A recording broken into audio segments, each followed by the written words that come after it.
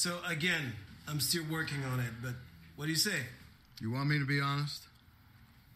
Totally, of course. I mean, it's just the two of us. That song is shit in a can. What? I thought it was just awful. I disagree. This song is a huge hit. A hit? No way, Ruff. Trust me. I know this business.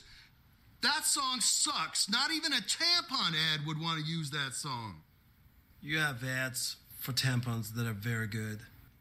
Hello, welcome to the Quarter to Three live stream of Rise of Legends, which I thought this game was lost to us forever. I mean, I figured, yeah, you could reinstall it with your discs, but would Windows 10 run it? How would you patch it? And those are legitimate issues. You know, you gotta have your CD-ROM drive hooked up still. Who has that hooked up? You have the discs, you install it, you go to check for updates right here, and nothing's gonna happen. Because Microsoft doesn't really care about their video games that they didn't release this year. You can, however, go to, I think it's moddb.com. Just do a Google search for Rise of Legends patch. There are a couple of options. The one that I finally got to work was actually a German installer. And the patch language was in German, and I was like, is this going to work? Is it going to turn my game to German? No, the English language still worked. But it was a German patch, and it's actually several patches. This little number down here in the lower left-hand corner, this 704 is what you want to look for. When you install it, it's going to say 604. These numbers you don't have to worry about. And once you get it patched correctly, and I think it's a matter of about a half dozen patches, and the German installer that I found, what you'll find on these various mod sites and curating sites that have old patches is you'll find all the patches put together under one installer. And it was the German one that finally worked for me. So let's play this. Did I mention my name is Tom Chick, and I do this Mondays, Wednesdays, and Fridays at 6 p.m. Pacific? For the next month, I've got to be judicious with the use of my voice. I got to be careful about straining it. So for the most part, a lot of the streams I'll be doing in the next few weeks will not have a lot of talking. I'm not going to be able to resist today. And the whole not straining my voice doesn't mean don't talk. It's not like previously I'd had surgery on my throat and I was under instructions, don't talk for a while. This isn't that. I just need to not talk for extended periods of time and wear my voice out. So we're not going to be here long, but we're going to be here long enough for me to Tom-splain a match of this, and then I want to play another match without me talking, just actually playing at regular pace so you guys can sort of watch how it unfolds after I've Tom-splained a bunch of stuff. So here we go. Hello to those of you on Twitch, on YouTube. Happy to see you guys here. What are you guys doing this weekend? Go see that Captain Marvel movie. Whoo boy. Oh man. All right, let's see. You got a couple of options. I actually don't know I don't remember the campaign very well here, but it's nothing, unfortunately, like the Rise of Nations campaign, where you've got a dynamic. We've got a map, and you just pick your faction, and you do whatever you want. It's more story-based. There's a map that you run around on, but it's very story-based. It's told from the perspective of the Vinci. There are 3 factions here, all markedly different, but I think you have to play the Vinci in the campaign. It might every now and then let you play a scenario as the Aline or the Coatl, but you're playing the Vinci heroes. However, this here, quick battle, you're like, oh, it's just some dumb skirmish. This, by the way, won't do anything. Online will hang because it used GameSpy. Boy, I don't miss GameSpy. That's not around anymore. Local network, yeah, I guess if you have... Here's the thing, by the way. If you have a copy of this and you patch it, you don't need the disks. And you can run it on multiple computers and connect them over a local network. If you've got a LAN, who among us doesn't, you can totally play this locally. And I imagine there are probably ways to spoof a local connection over the internet that would work with this. I don't know about those. Isn't there something called Game Ranger that I bet would work? VPN, Jason McMaster says. That stands for the Virtual Public Network. I'm not sure what that stands for, but whatever it is, it apparently will make it work. So what you're left with is this does nothing. These are, you know what options and extras are. So you're left with this. And you're like, wait, that's just going to drop me directly into a battle. No, don't be fooled. This right here is the interface for setting up a skirmish. You know, normally you press quick battle and you think, oh, I pressed that button, I'm going to be playing all of a sudden. Nope, you press that button and here you're going to be in the interface where you set the game up. Look at this, by the way, and this is what you get with the patches. Holy cow. Look at all of them. Now, there's no random maps in Rise of Legends. This is not Rise of Nations. They did their randomized maps in there. All of these maps are hand built, and some of them have random elements, but there are no randomized maps. But look at all that you get, and a lot of these were added in patches. Now, some of these are just maps. Let me see if I can show you guys examples. Some of these are the same map with different scripting. Oh, here we go. Yeah, Dark Chasm and Dark Crossings. This is the same map, but there are different elements to it. Dark Chasm, there's a chasm between it, that separates the two halves of the map. So to get across, you need flying units. There's no naval stuff here, by the way. Flying units is kind of the equivalent. Alternatively, you can play a version of this map that has bridges. And this isn't overused, but you will find that. And so here we go. There's two: Wonder Valley and Valley of Lost Souls. This looks like the expansions. Okay, so you can play it Valley of Lost Souls this way, and this version of it has, and I love this sort of thing. There's a Quaddle Wonder in the middle of the map. It will be the Eye of the Gods, the Soul Reaper, or the Moon Temple. So it will randomly put one of those three things. If you play this valley map, it'll randomly put one of those three super weapons in the middle that you want to grab. This is this map, but without that. So for the most part, you'll see they're all visually different maps or different layouts. They're all characterized by how many cities there are to fight over. This other sites, these are neutral places that you can grab, and I think in a lot of the maps these might be randomized. Lord Kosk wants to know how many discs it was. Lord Kosk, it's a 4.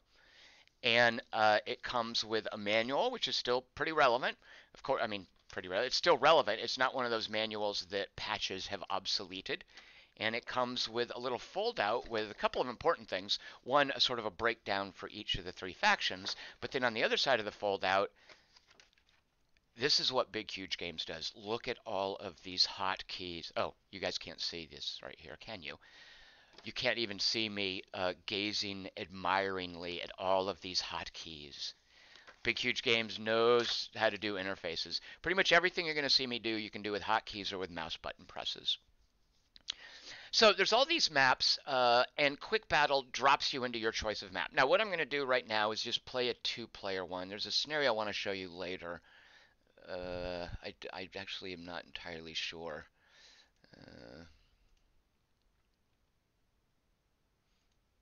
This looks like they have. So neutral cities 4 to 6. So I guess that's randomized. Oh, other side. So yeah, there is some randomization here. Let's go with this one because I think I looked at this one earlier. So this is just 2-player. It looks like it's sort of a fairly straightforward axis of you were pretty much just coming at each other from one direction. These other ones, like this, is going to have, do you go around here? So this will just be a quick Tom-splaining map here. We'll try this one. This sort of stuff, you have a few parameters you can set. A lot of the crazy stuff that other RTSs might let you do, like, hey, time limit, that stuff is built more into the map script, the map that you choose. But you have options here, like if you, this one here. As soon as you lose a city, you lose the game. Okay, fairly straightforward. That doesn't matter here. Tournament rules, hide scores. And then there's rush rules. I never get these. No rush, 30 minutes. Like, that just completely invalidates any balancing done in a RTS. But some people love that, so we're going to not mess with that. The team stuff. Diplomacy, look at this. Check to allow players to make alliances. Now, I don't know how this works with the AI. I know you can give the AI resources, but I don't know, like, do you have to woo them with a certain amount? I don't know that. But we'll just do a free-for-all, me versus this player. Here are the difficulty levels. The default, you'll notice the text says, good for players familiar with strategy games learning Rise of Legends, which is kind of where I am. I haven't played in a while. Moderate, an occasionally aggressive opponent. Good for players gaining skill. tough. So I'm guessing it's just a spectrum, and I don't know entirely what this sets, like what sort of cheats the AI might get. I do know, however, that the replay feature in this game is completely transparent. So if the AI is getting things super cheap and is not having to gather resources or whatever, or gets free scouting, you can see everything from its perspective. You can click on all its buildings and see what it's doing and how much it's spent and what messages it's getting in the replay. So at a certain point, I want to run a game here on toughest and just sort of see what sort of cheating is going. I'm actually going to, let's just go moderate. I don't want to be, I'm going to be doing a lot of Tom's planning. You can also set random faction side. Look what else you can do. If I just want to learn the map or just learn the build order, I can do this. I mean, I just play alone. It's going to let me start the game if I want. It'll say, hey, dummy, are you sure? And I'm pretty sure easy just means it's never even going to attack you. So we'll go with moderate. An important part of this game is figuring out each of the three factions. The Vinci are kind of there's no vanilla faction in this game, by the way. The Vinci's are human, but they are not vanilla at all. Chris Markinson wants to know if my comments earlier about Captain Marvel were because it's good or because it's terrible. Markinson, well, I guess there's one way to find that out, isn't there? Spoiler. Oh my god, I loved it. Okay, that's it. That's enough movie talk. Oh my god, shut up about movies. Get to the RTS, Tom. So an important part of this game is knowing how each of the three factions works, and not just, and this is true of any game with meaningful asymmetry, I feel, especially games like StarCraft and like Rise of Legends. An important part of the game isn't just knowing the faction you're playing, it's knowing the faction you're playing against. Because when it comes at you, you need to know what's coming at you. When you're attacking its bases, you need to know what buildings you're looking at. When you're scouting it, you need to know what you're looking at.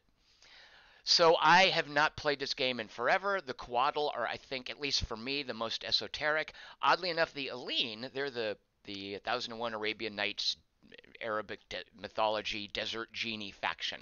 They're the ones that I played the most and that I know the best. The Vinci I second know, and the Coatl are the ones, it would come back to me, but they're the ones that I would currently remember the least about. So here's another thing about this game.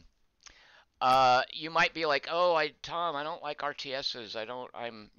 I'm old. My reflexes aren't what they used to be. You know what?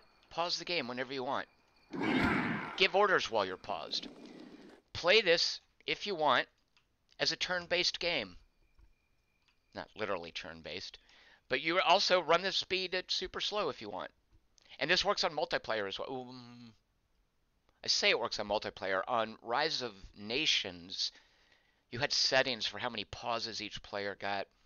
I'm going to take that back. I assume that you can change things on multiplayer. I could be wrong. All right, we're going to send our scout. We're going to tell him to scout automatically. And I'm actually going to have these guys scout. Actually, no, I'm not. Let me see. Let me look at the map. Oh, okay, so there's two. All right. Okay, real quick. This right here is my research button. Okay, let me queue up some miners.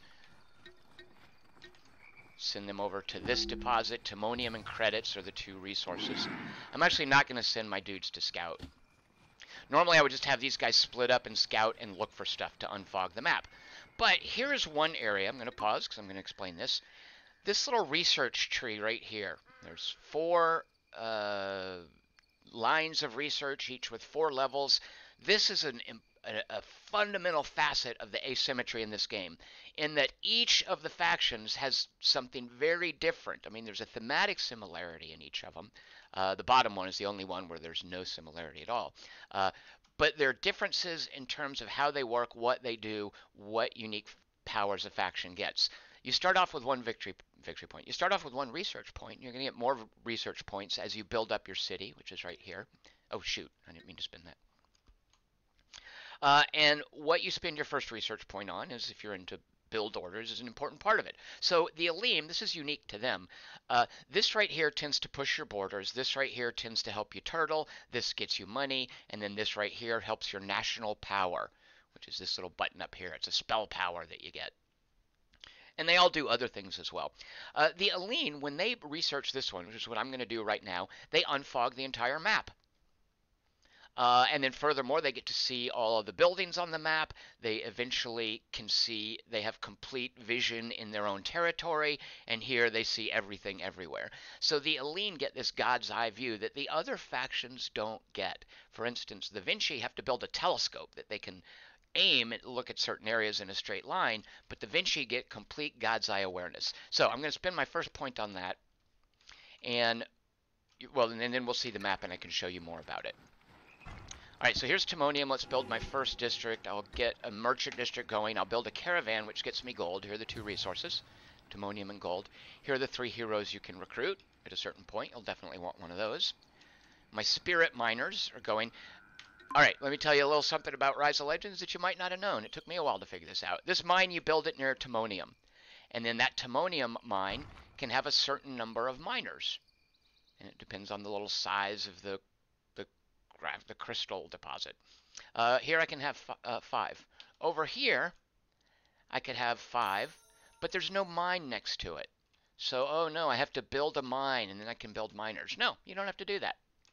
All that this does right here, it's a location from which you recruit miners, and if you build it next to a deposit, it gives those miners a, I think, +5 mining bonus.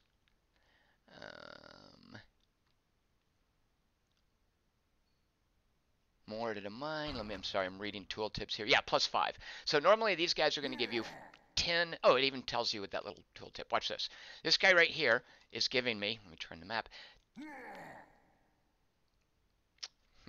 It's not saying, okay, he's not there yet. Wait, there. Now, he's mining 10 Timonium per tick. I guess a tick is like a second. Depends on the game speed. These guys, +15 because they're near a mine. So I can totally have guys mine here. I can have them mine up here.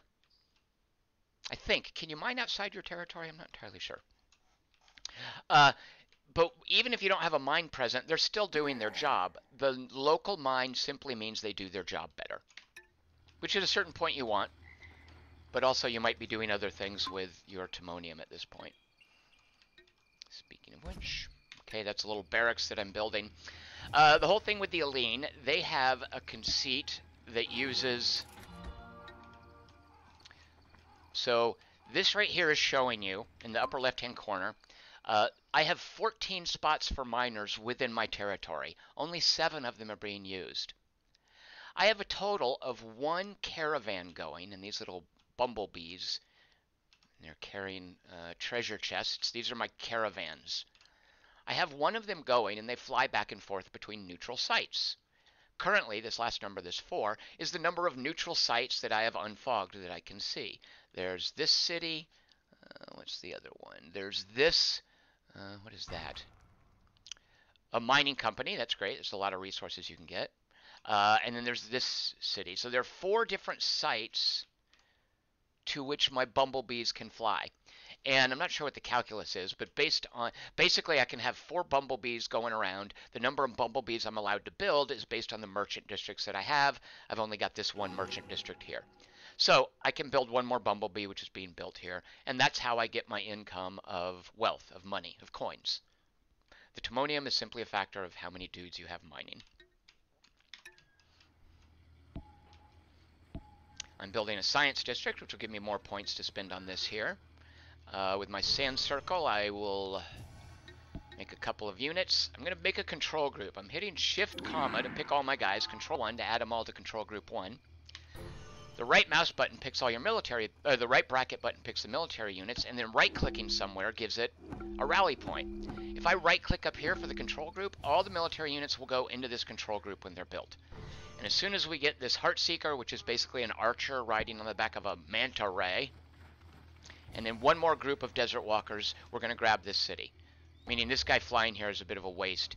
As he flies back and forth, he makes it cheaper for me to buy a site. He's also earning me money, so I can't begrudge him that. Alright, I'm going to pause because we're playing this like a turn-based game. I now have 2 points to spend. So you might think, okay, 1, 2, go up there. But no, they get increasingly expensive. That's going to cost 2, that's going to cost 3, that's, no, 2, 4, 8. What is it? 2, 4, 8, yeah. 7, I lied, 2, 4, 8. Come on, why not 248? So it's 247. So I can buy 2 of these, or I can buy this, which will reveal all the sites on the map, and will also push my borders out. And I'm actually going to buy that because I want my borders to come out to these little mining companies. Oh, you know what? I can just buy these. How much is that going to be? 206. How much is this city going to be? 225. It gets cheaper every time a bumblebee visits it. Where's the other? Here, here. Oh, here. There's a little tiny. I didn't even see these here. All right. And actually, I'm going to go ahead and put a mine right here. And I'm going to queue up a couple of miners to go up here and start working on that. So this being an RTS, an important part of any RTS, the dirty little secret of RTSs, by the way, is that they're all economic games. You hear people talk about the difference between micro and macro. Every RTS ever is primarily macro. Macro will always trump micro, and that's the difference between the strategy and the smaller tactical considerations. Micro being, okay, I tell these guys to attack here, and then I bring these guys around here to attack there. That's micro. Micro is definitely minimized in the big, huge games like Rise of Nations and Rise of Legends. Macros, but it's still important. There's still cool things you can do. But the dirty little secret about every single RTS ever made is that macro will always trump micro. Macro will win you a game. So a measure of how well you're doing with the macro, with the economy, how big are these numbers?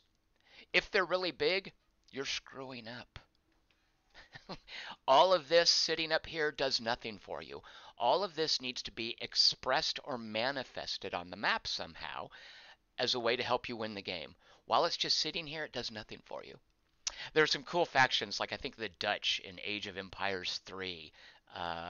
They benefit by earning interest on their accumulated resources. So there's actually a strategy playing the Dutch in Age of Empires 3. Just build up all my resources. I think it's the Dutch. I could be mistaken. But for the most part, you always want these numbers to be near 0. All right, and I forgot why I was telling you that. Okay, so let's now spin these 2 points. I'm actually going to get my national power because it's basically a spell you can use, and it has a cooldown time. And if you buy it early on, you can maybe get to use this 2 times. If you wait to buy it, you're not going to. What is it, a 6-minute cooldown time? Actually, I don't know the cooldown time. Does it tell me? I'm not sure. Well, at any rate, if you buy this early, then you might get an early use out of it and a later use out of it. This right here is going to give me extra wealth and timonium, improves caravan speed. I like that, which will make sites cheaper to buy. All right, sorry, if you guys are asking me questions, I'm sorry. I'm just getting carried away babbling. If you have any questions, type them in all caps. Maybe I'll see them. All right, do we have everybody here? Yes.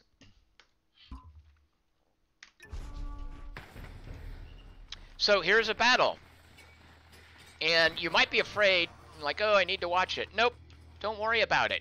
It is what it is. If you want to send reinforcements in, we'll get another Heartseeker going. Oh, I'm at my military limit. So you build a new military district, which will raise that. If you hold down the Alt key, it shows hit point bars. I can see one of my guys is going to die, but his last guy is about to be super dead. So I took a couple of injuries, and now they're going to plink away at this city, and this city will be mine. This city over here I can buy later. I've got plenty of timonium. Let's keep pushing some miners. That can have 2 more. Although I am up against my... Yeah. So you'll notice here, 25... Well, I built a military district. The population cap is a facet of how many military districts you have in your city. Each one adds to this population cap. I was stuck at 25. One of the things, when you build a military district, you get free units. Look at these guys. Awesome. I didn't order those. I didn't build those. But I get them anyway. I'm just going to add them to Group 1. Group 1 is going to finish off this building. And then we're going to come down here and take this building.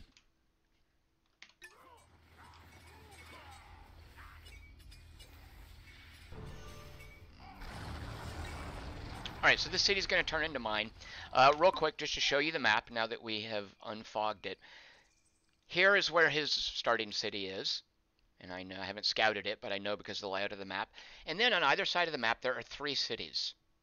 in the middle of the map, there are these 4 sites, and it looks like they're all... So yeah, this is randomized, what these sites are. It looks like they're all mining companies, which are basically sites you can buy and just give you a butt ton, that's a technical term, of timonium. All right, so that's the nature of this map. And can you cross in the middle? Yeah, and then there's this crossing in the middle with timonium deposits here. So for the most part, it's going to be a fight over these cities. He's going to easily grab these 2. I'm going to grab these 2. And then it's going to be a fight over these. And if someone tips the balance and gets both of them, it's probably game over at that point. So now that my guys are finished, let's see. Yeah, they've got their orders. And I'm just going to give them an attack move over here. And then when they get there, we'll attack. Took some casualties there. You can see my national power building up. Let's go with another merchant district. I can't afford it yet, which is good. I'm using my money. I'm at my resource cap, which is why I want to go for another merchant district. As soon as I get 100 there. So, you'll notice, let me go to my scout. My scout has now discovered the other guy. So there's his telescope, which the AI builds because it wants to look at places. What is this? Prototype factory. I think that's where he earns his research points, and this is a barracks, I think. Nope, that's a mine. Maybe he hasn't built a barracks yet, or I can't see it. Oh, no, this is a barracks, right? Yeah, so he's built a barracks. And I see the edge of a military unit, so he's probably fighting this city over here. I can't quite see it. So as these guys fly around, and this was in Rise of Nations as well, they'll come across, they call them relics, but that's kind of a dumb name for them. They're just little deposits of resources, of timonium. And as they find them, they pick them up, and you get a reward. And that's I think, an important early element of earning resources, is having your scouts just on auto-explore, scooping up those spare resources. So before, when I was waiting for a moment, I was at 89, I was waiting for it to tick up to 100. If you recall, it suddenly shot up to 125. What was that? Well, if we look at the messages here, at the 3-minute, 20-second mark, I picked up a timonium scoop. And this is a little, you can call this up and just go back over all the messages you got. All right, so let's see. Hotkeys all over. I goes to a city, and there's his little whirly bird. What is that thing called? Oh, shoot, I didn't see the name of it. Oh, it goes to the city where, hey, there's weather. So I've captured this city. I can start building here. Let's build another merchant district. My barracks. Do we have enough gold? Well, actually, I'm going to save up gold for Heartseekers. So my merchant district has now raised my resource cap.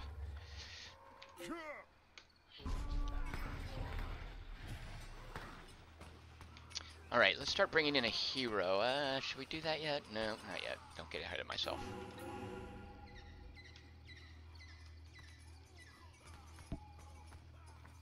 Oh, I can have 2 more of these merchants. My national power's available. I know what you're thinking. You're thinking, Tom, what are these buttons up here? I'll get to those in due time because they're really cool. All right, we've got 2 cities. Also, this button right here. You're like, Tom, why is there a number there? If you press this, you will do what's called storming the city.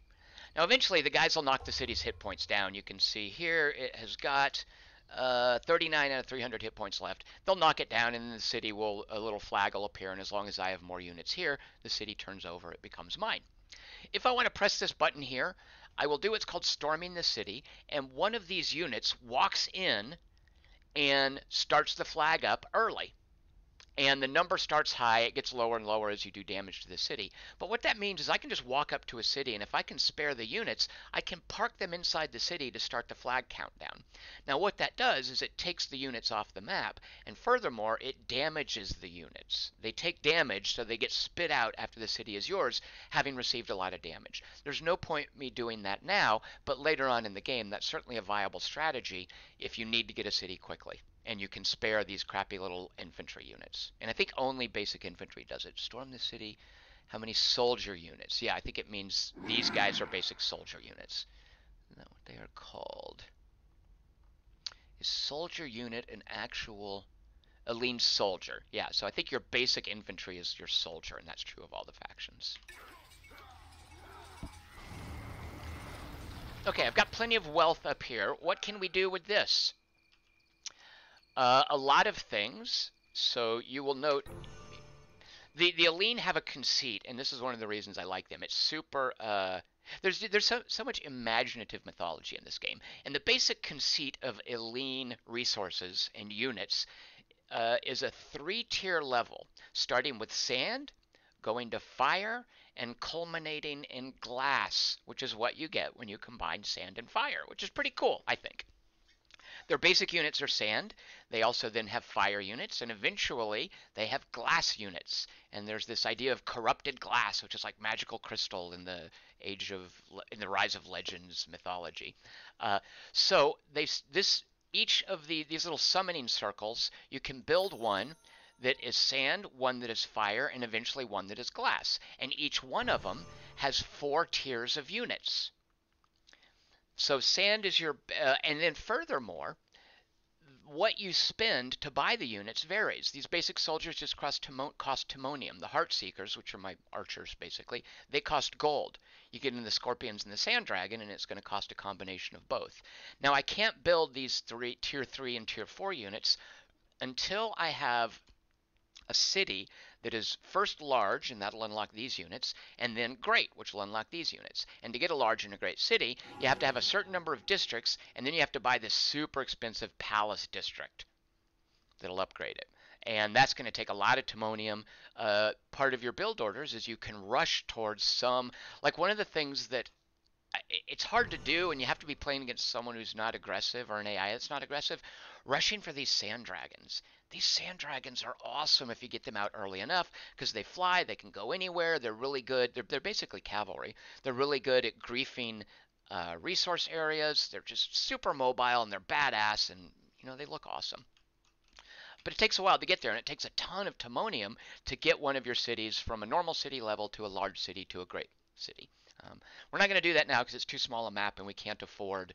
If we're on a bigger map with multiple players, we could maybe afford to turtle and then do that. We're not going to do that now. I am going to go ahead and build a fire circle, and we'll just actually put that here. Now, one of the things unique about the Elene, if I build this in my territory, which is where you'd normally build a barracks, the Vinci, that's where they build their barracks, is in their territory. Check this out. This is not my territory. I can still build it out here. What? I can even build it, I think, in hostile territory. I need to be able to see it. Like, let's see, where's my scout? Look here, I could build this in hostile territory if I had enough resources.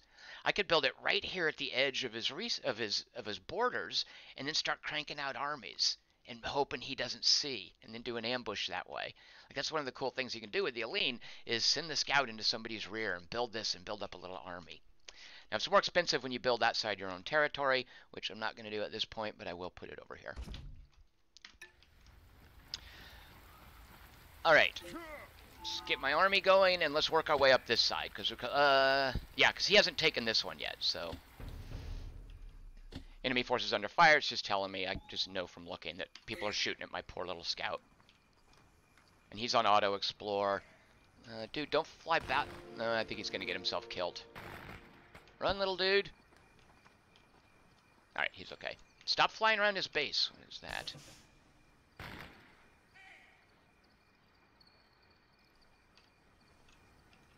So it's between a research lab and a prototype factory.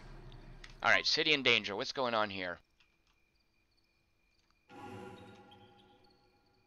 Oh.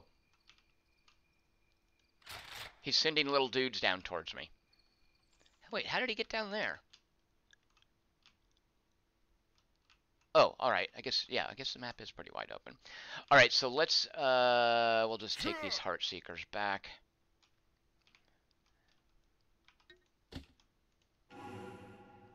Now, the repairs, you have to repair a city you take before you can use it. Repairs get stopped if someone's fighting you. Is it really just the one dude? Is it like a depleted army?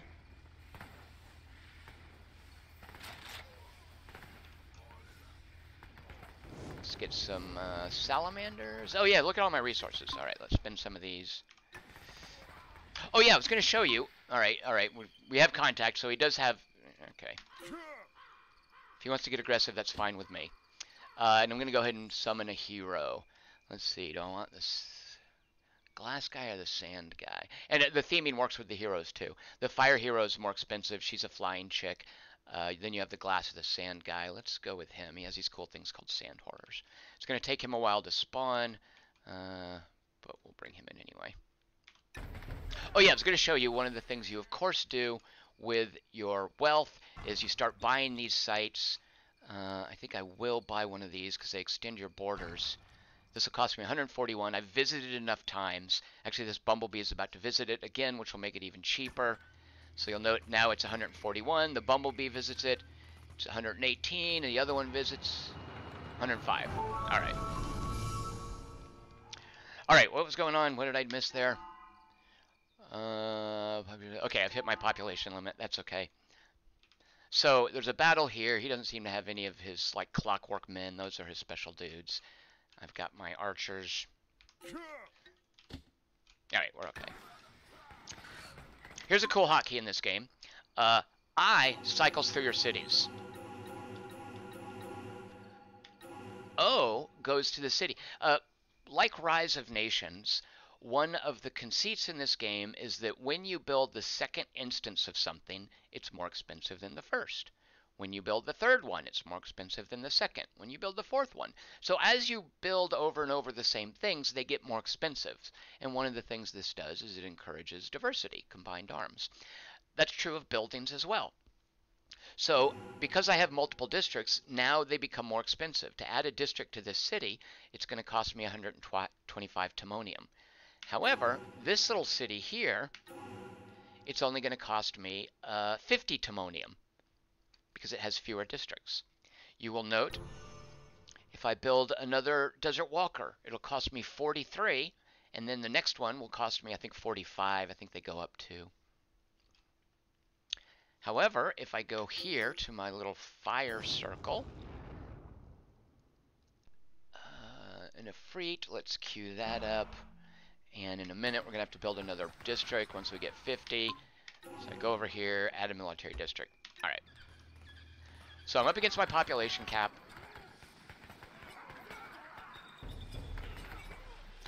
If there had been any uncertainty about me winning this encounter, I would use my national... You know, let's go ahead and use it. Nah, he just has the one. All right. I thought maybe he'd have a whole bunch of guys back there. No, he's bringing them forward. All right.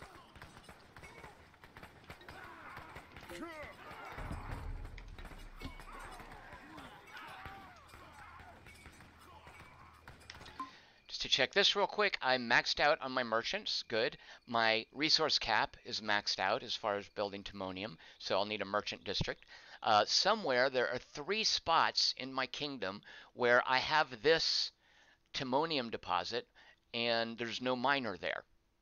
Now, I don't need to worry about that now because I'm already at my limit, but I do want to spend this money on a merchant district. And I furthermore want to add here this mages district to give me more points to start doing stuff on this tech tree. All right.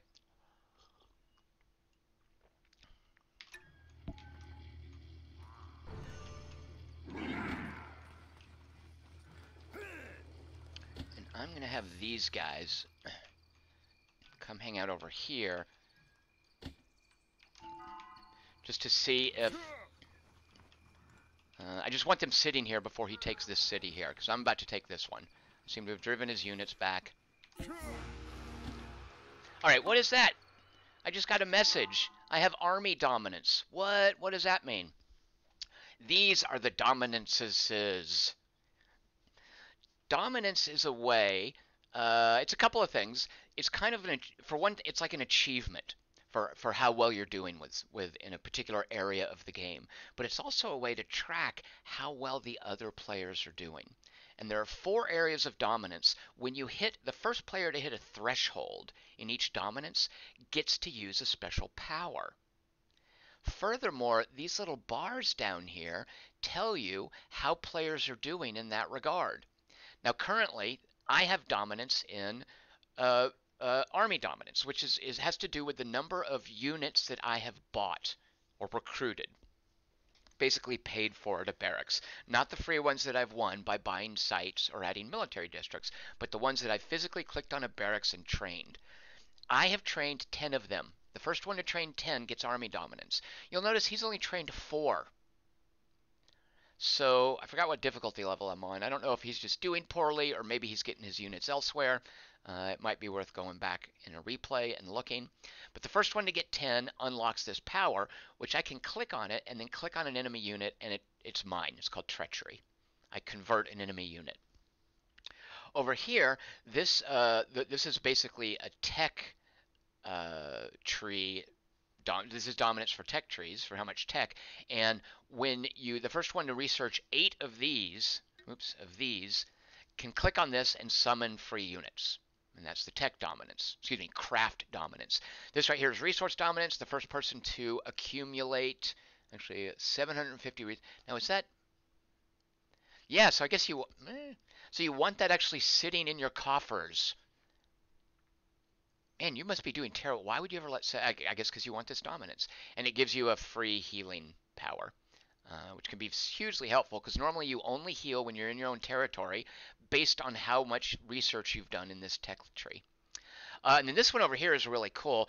By raiding other people's neutral units, meaning their bumblebees or their caravans, the Vinci have like blimps, or their miners, by raiding their economy, you earn tactical dominance. And once you kill 10 points worth of their economy, it says right there, a mine costs 3. If you kill a mine, it's 3. Killing a caravan, 2. Killing a miner is 1.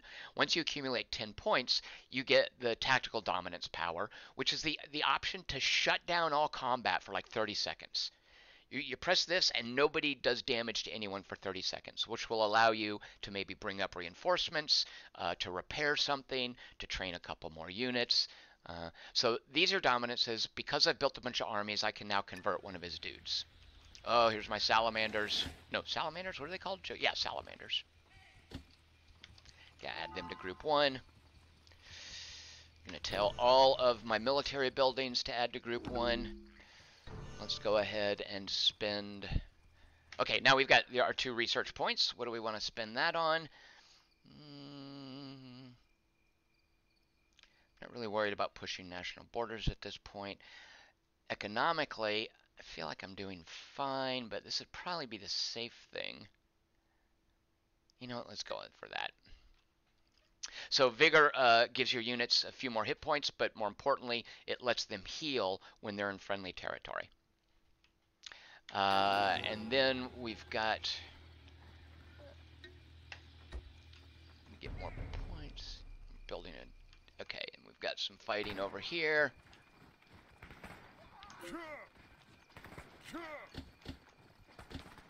Those guys want to sneak up, they can.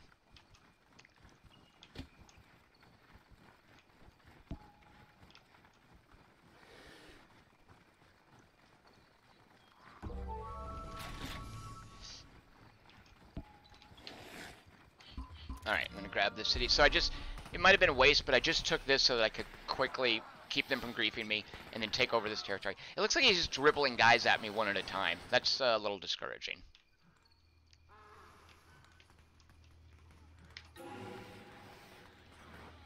We've got 3 points to spend. I'm going to push Vigor up and take the rest on the gift certificate.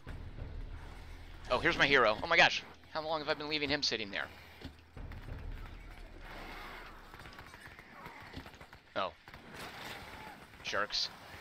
Sure. It's alright, we'll take care of you in a minute. Actually,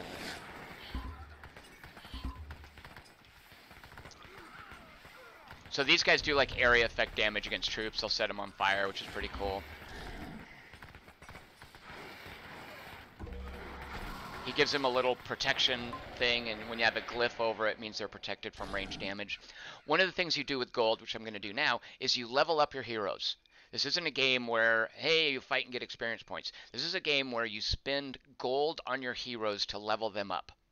And you do that by buying these extra powers. I'm going to buy this. I like these sand horrors. These are locked behind the size of your city, but I am going to go ahead and spend 150. He's going to research this tornado, and then he can use it to mess up other dudes.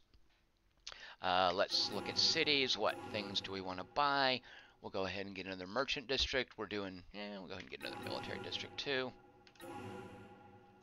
Actually, do I want to push this? Let's go ahead and go to a large city. And it'll unlock a next tier of units.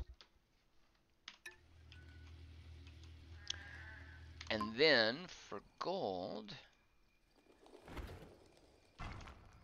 we'll buy that.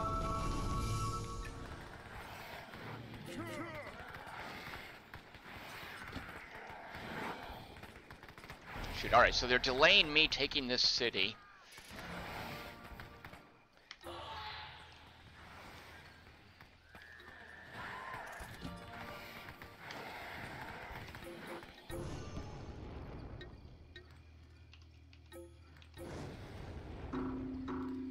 Ah, I'm out of wealth.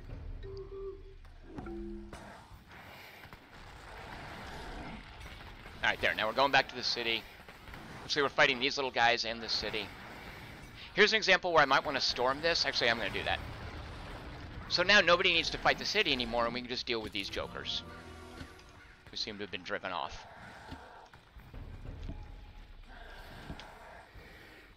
They're not making a move on this city, which is fine with me.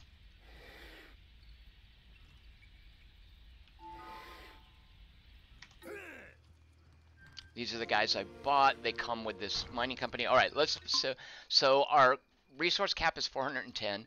We're making 308 timonium. We've got room for 5 more miners somewhere. I can see right now 2 of them are here. I can also, when you buy a neutral site, all neutral sites have a single upgrade, which in this case is to improve the rate at which they mine timonium. So I am going to buy, let's not buy that yet. So that can take 2 more miners. Where else do we have? Is it Control L, Shift L? No. I don't think there's a hotkey to jump around to your different mining sites. You have to look down here. Oh, here we go. So let's go ahead and build a mine next to this. And we'll send up 1 more miner up there. Where else do we have a miner? There, we're fine. There, we have 2 more which are being built there. Oh, it must be the other one I bought. Yeah, so that can take 2 more as well. We're not going to be able to afford the timonium at this point. Alright, I'm unpausing. Let's repair this city. So these are the guys that stormed it. You'll notice they're all but dead. Now they're also healing. You only heal when you stand still, I believe. Because I'm in my territory and I spent money upgrading vigor. Let's improve our national power, which still has cooldown over 4 minutes. All right, still got quite the cooldown. Let's move up here to the border.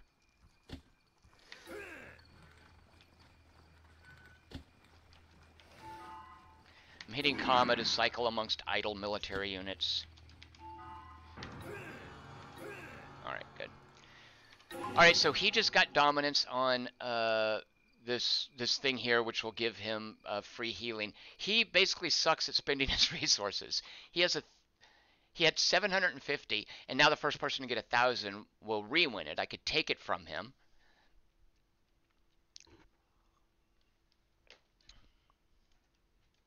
Can I buy this? Oh, no, 725. I'm not going to be able to buy that anytime soon. And because we are the Aline and we can afford it, let's go ahead. So the Glass Castle is the equivalent of a fortress for the Aline. And I'm going to put it here.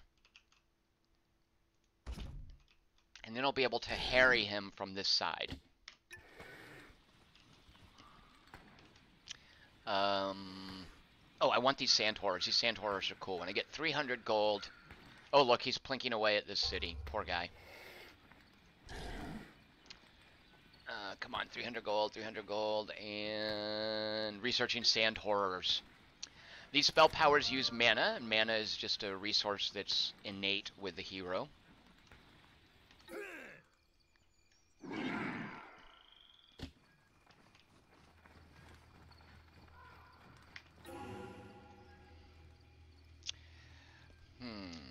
Oh, yeah, I was going to put up here Oh, actually, wait. I can have another merchant. And then I will put up here a couple of summoning circles. There's fire. And there's sand.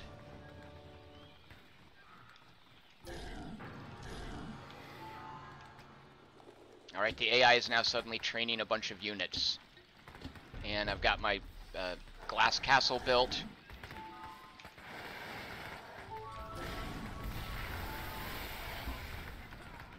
Oh no, there's one of his heroes.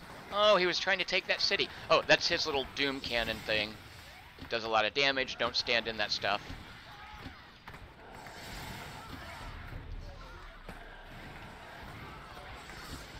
Alright, watch these sand horrors. No, I don't control them. They'll run up, they're like sandworms, and they'll pop up underneath these guys and kill them. Go sand horrors, look. I guess if they can get in there. Let's also do this. Oh shoot, he's out of mana. Alright. So I'm taking attrition because I'm in this guy's territory because he just took over this city. So actually, I am going to fall back. I've got so much timonium. I need to build new military districts.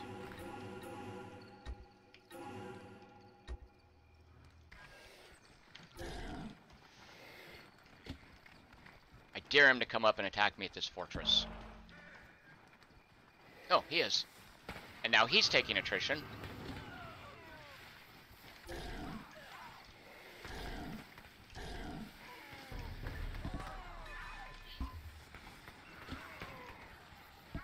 Alright, something I've neglected.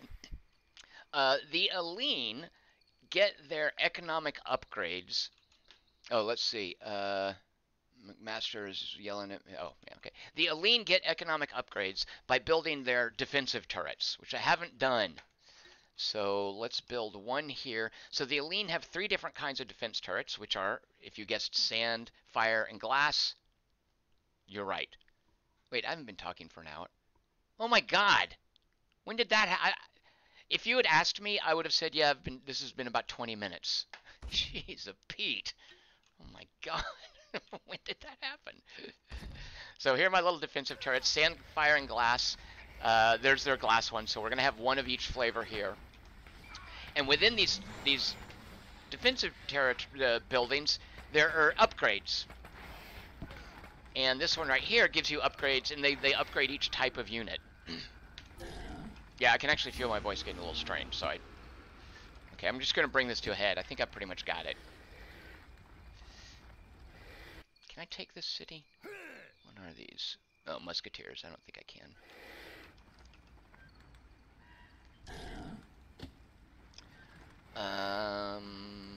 Upgrade that. Let's buy. So, at the sand turret, which attacks ground units, the flame turret attacks air units, the glass citadel attacks all units. At the sand turret, you have this down right here, which is, I think there are 3 levels. It goes from Mystic Mines, Enchanted Mines, and and it improves your timonium resource rate, like how much timonium you're gathering. All your miners are more efficient. So I'm going to buy that in a minute, but first I want to buy this right here. Glass Bolts gives these Desert Warrior guys a ranged attack, because right now they're just melee fighters, unlike the Vinci soldiers who have ranged attacks. So we're going to give them these Glass Bolts, and then we'll queue up. Look how cheap this is, by the way. 50 coins. I can afford that. And then these over here are just global upgrades for sand units. I'll queue that up. It gives them a bonus to speed and line of sight, and that makes them cheaper. I'm not going to worry about that at this point. Sand units gain health and speed. Yeah, let's do that. And here, fire units, all production speed, okay. Let's improve fire units, and we don't have any glass units, really. Increase building health. All right, well, there we've spent everything. And can we now buy this city? I don't think...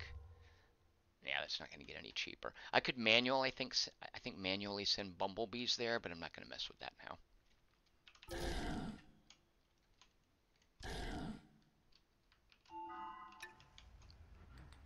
All right, there will be no more pausing.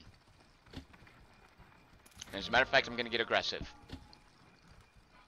Oh, you know what? I'm going to wait for these. I'm going to wait for these to get researched. Then I'm going to get aggressive.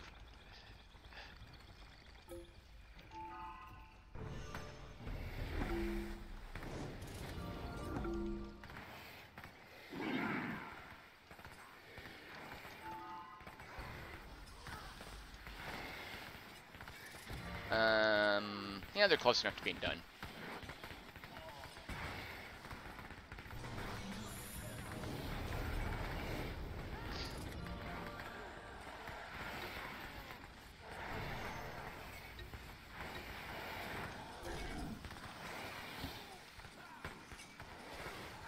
There's one of his caravans. You can see it's like a twin balloon dirigible with crates on top.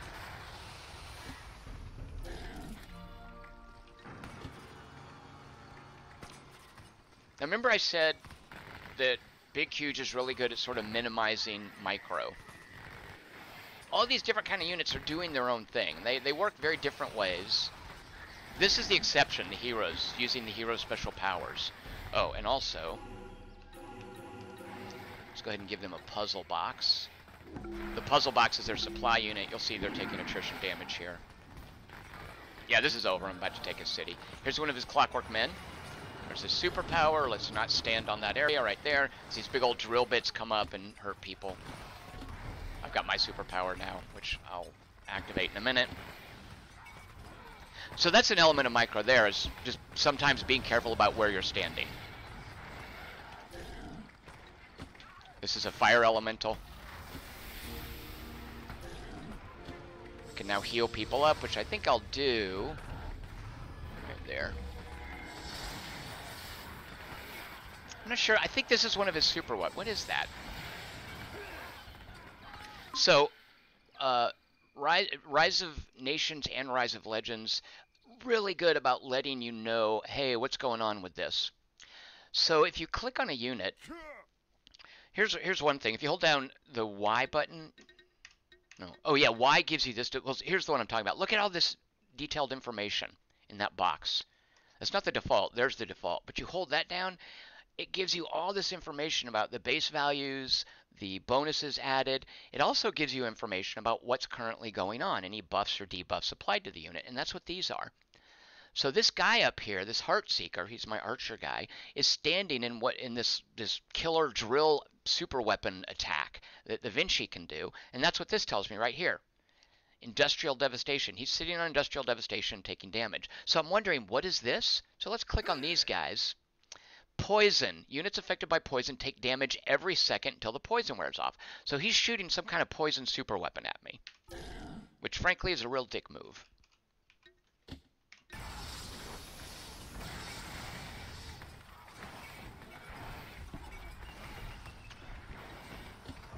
Here's his main base, which is why this is over. I don't even need it. So it looks like he had a tentative move over here, but whatever. There's my puzzle box. Let's add that to group 1. And you'll notice the puzzle box, there's its radius. It'll prevent any attrition.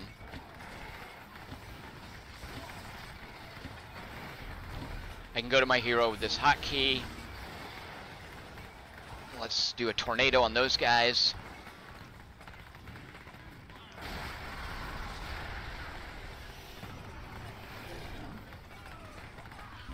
And I'm basically just giving them an attack move. Now if I want, one of the things I can finesse, see these scorpions? They have trample ability. Look at this. Boom. Boom. Oh, that one died. Trample does damage to the trampler, but mainly does damage to the trampolee. If I had 38 units, I could immediately jump in and storm his city.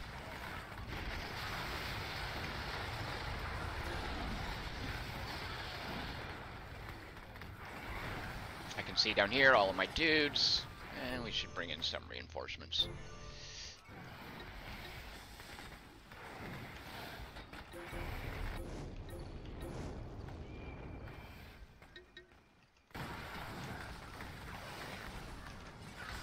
Watch this scorpion, watch this.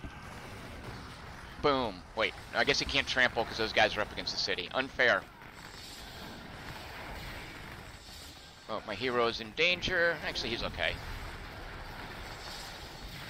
Give these people defenses. Right here? That sucks. Look at all the Timonium I've got. What's the matter with me? Let me do my national power here. Free armies. Do my sand horrors. There they are. Yay, sand horrors. See if they actually do something useful.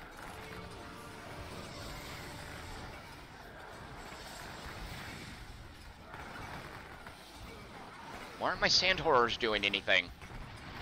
Oh, here's this hero. So if I press this, 7 of my units will go inside, but I don't need to. I'm fine with what's going on here. I could press this and stop all combat, but I don't. Oh, look at there's my sand horrors. Look at him. Nice work, sand horrors.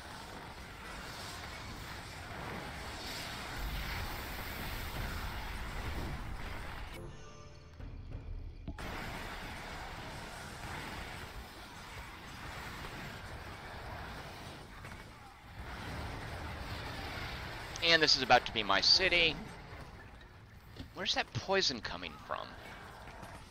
I thought it was something like a Doom Cannon thing that he has to build. Oh, you know, it's got to be his hero's ability. That's what that is. Actually, let's get out of the poison. Although I assume it's once it's hit us, we're poisoned.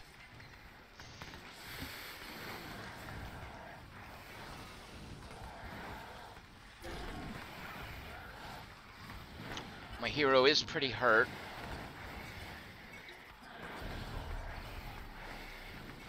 Oh, he's got trample. Of course he does. Watch these scorpions. Watch me trample.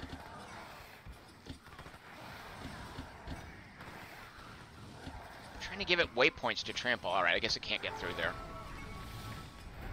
Oh, he used trickery against me. What did he steal?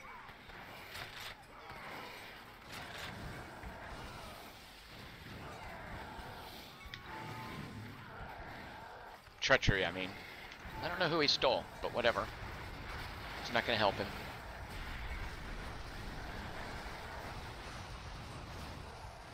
Oh, at this point, let me just speed up.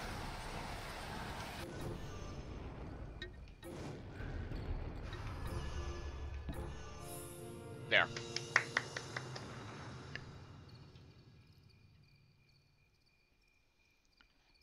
All right. Achievements, which is just the stats now. Oh, good lord, yeah, that was it. So this is our army size. Let's look at our research. Oh, geez, yeah. What difficulty was this? I did research. Let's see. Let me see how many resources we got. Ugh, poor guy. Huh, all right. What a glory. Most cities, most sites, cities purchased. Most miners, hey, we tied. Most districts, most dominances. Hey, let's check my APM.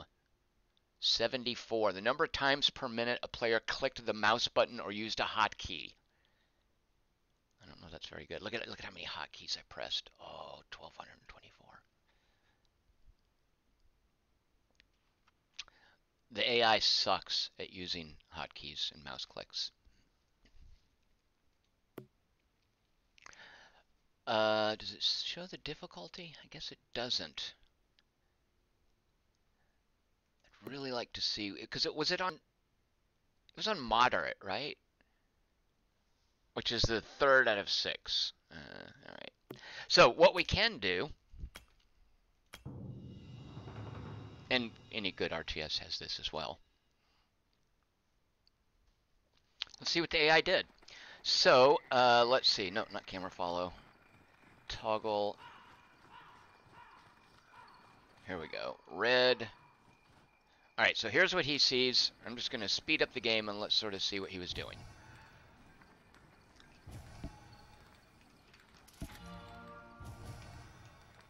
All right, these guys are running around over here. They're gathering those.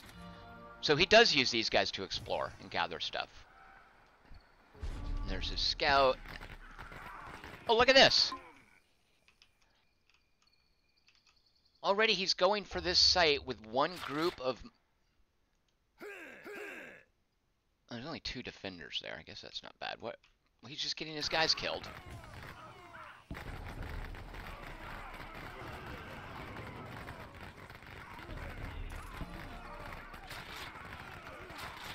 Alright, well, there he goes. I guess it would have been more efficient if he'd run in.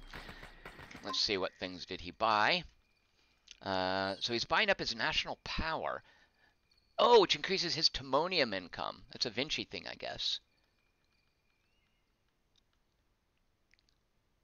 Yeah, I haven't looked at... Okay, and that's where his wealth income... Alright, well, you know, I'd need timonium too. Alright, so he got that super early. Actually, had I gotten a city yet? I had not. Good for him.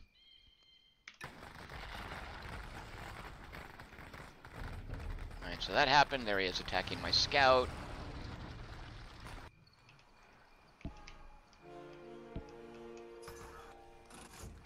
So he's got 2 cities. He's building a military district to raise his unit cap.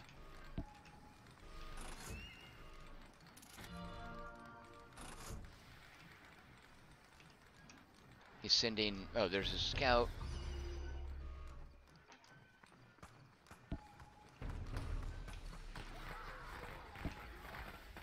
That was lame. So yeah, look at this. Here's one group. Oh, that's his scout. Come on, AI. Don't just send one group over like that. Keep your guys together. Why is it so hard for AIs to do? Let's see, how many units does he have all told? So if I hit comma shift, I can see he's got 4 musket... Are they musketeers? Yeah, 4 musketeer units.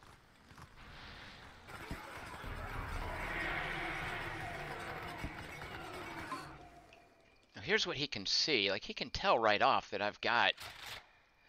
1, 2, 3, 4, 5, 6, 7. That I got 7 infantry and 2 of my archer dudes there.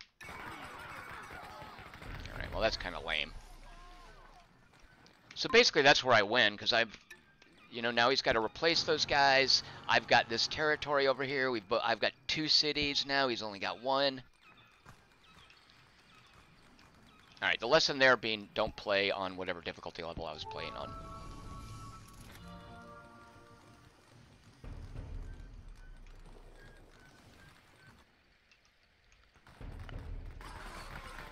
Yeah, 2 dudes, really? 3.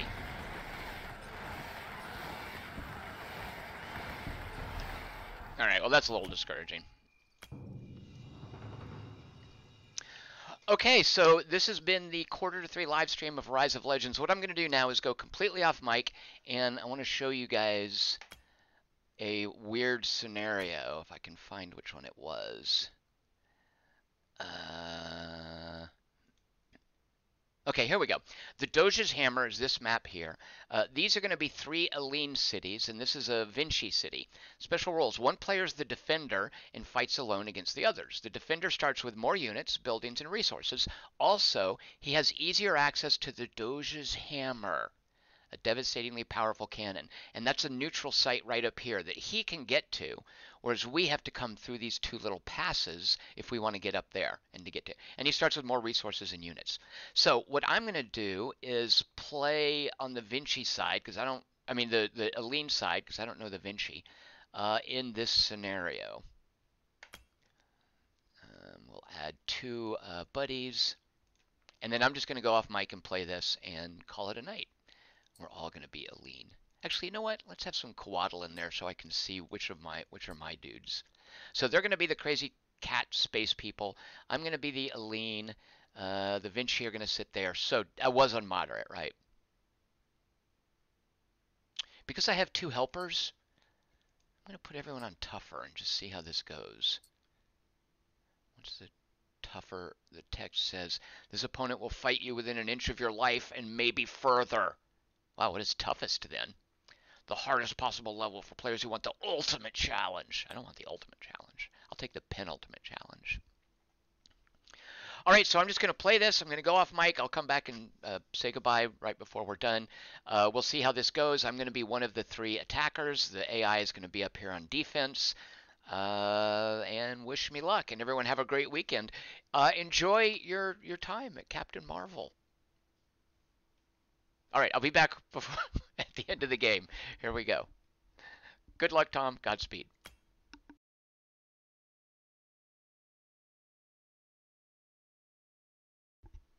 Oh, I should play the elevator music from Anthem here.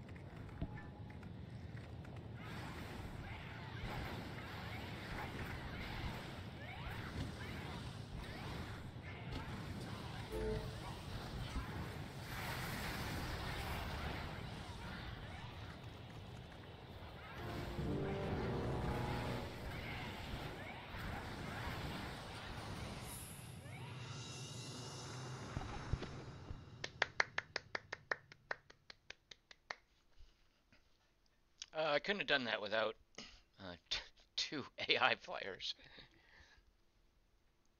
Let's see the achievements. So let's see. He was red. Oh, yeah, we beat that poor guy up pretty hard. And I'd be mad if well, let's see. What sort of resource bonus does he?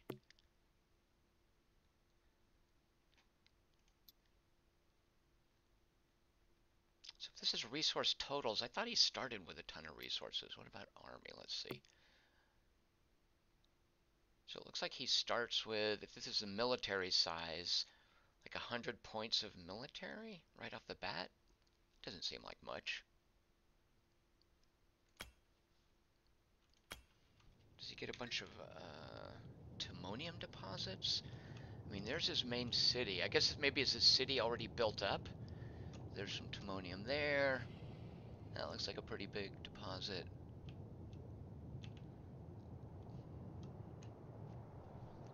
Alright, well that was basically, beat up on the AI. Thank you guys for watching the Quarter to 3 live stream of Rise of Legends. A fantastic RTS that holds up. Look, this is mine. Oh, and I guess the idea is he does get this. So for 50 wealth, shrapnel shells, demolition shells, and poison shells. So cooldown 50 seconds for each of these, or for overall? Huh, I don't know. Thank you guys for watching. Have a great weekend. I will be back on Monday, and we'll do a drawing for Request Wednesday at 7 p.m. Pacific. And I will see you guys then. Enjoy your time at the theater this weekend. I know I did. Talk to you on Monday. Cheers, everyone.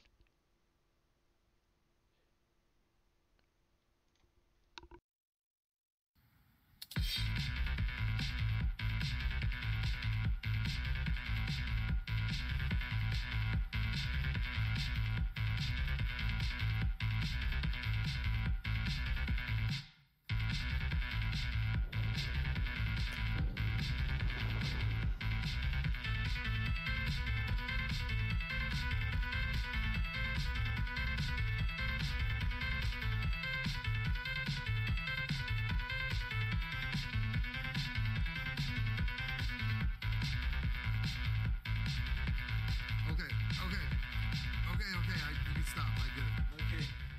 So again, I'm still working on it, but what do you say? You want me to be honest? Totally, of course. I mean, it's just the two of us. That song is shit in a can. What?